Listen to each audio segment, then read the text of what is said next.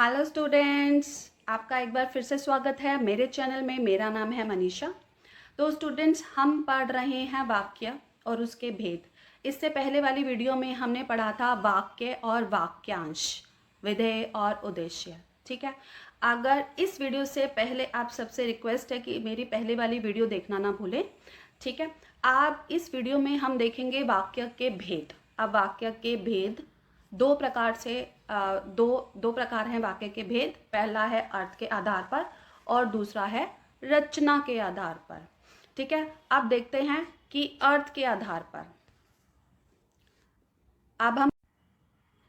अब हम यहाँ पर देख रहे हैं अर्थ के आधार पर वाक्य के भेद। अर्थ के आधार पर वाक्य के 8 भेद होते हैं। ठीक है, अर्थ के आधार पर वाक्य के कितने प्रकार होते हैं? 8 प्रकार होते हैं। चलिए वो देखते हैं वो कौन से हमारे 8 प्रकार हैं। ठीक है, हाँ जी। पहला है हमारा विधानवाचक वाक्य, दूसरा है निषेधवाचक वाक्य, तीसरा है प्रश्नवाचक वाक्य, चौथा है विस्मय आदि वाचक वाक्य, पांचवा है आज्ञावाचक वाक्य, और उसके बाद हम देखते हैं छठा है इच्छावाचक वाक्य, सातवां है संकेतवाचक वाक्य, आठवां है हमारा संदेहवाचक वाक्य।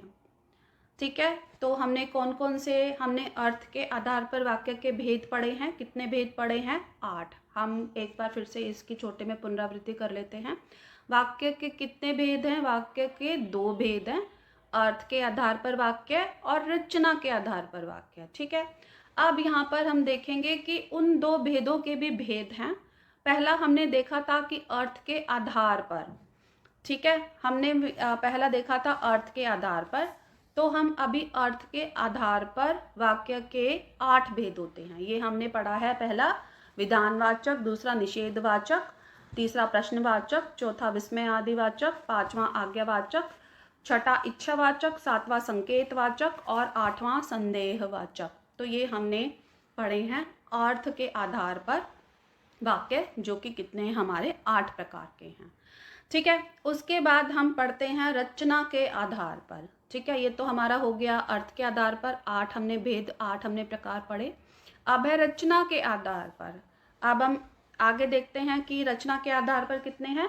रचना के आधार पर वाक्य के 3 भेद होते हैं। अर्थ के आधार पर 8 भेद होते हैं और रचना के आधार पर हमारे 3 भेद होते हैं। पहला सरल वाक्य और साधारण वाक्य। मैं आपको बता देती हूँ, सरल वाक्य और साधारण वाक्य एक ही है।